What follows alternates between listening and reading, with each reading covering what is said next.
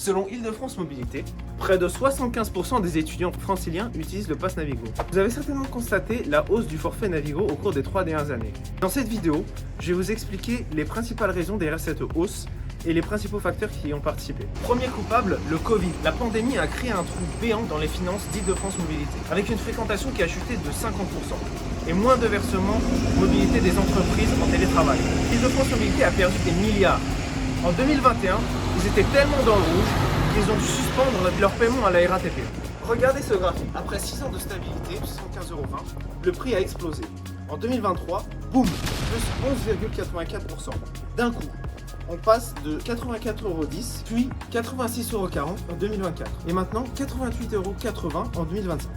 En 3 ans, c'est plus 18% d'augmentation. Mais pourquoi cette flambée soudaine? Valérie Pécresse l'a dit, le vrai coût du transport francilien, c'est 274 € par mois. Nous, on paye 88,80 €. Deuxième facteur, l'inflation et la guerre en Ukraine. L'énergie, les matières premières, tout a flambé.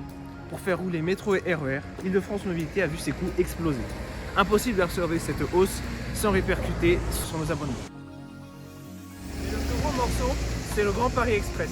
40 milliards d'euros d'investissement, 360 km de nouvelles lignes, 139 nouvelles gares. Son coût de fonctionnement, 900 millions d'euros par an dès 2030. Pour financer ce méga projet, un accord État-région prévoit des hausses jusqu'en 2031.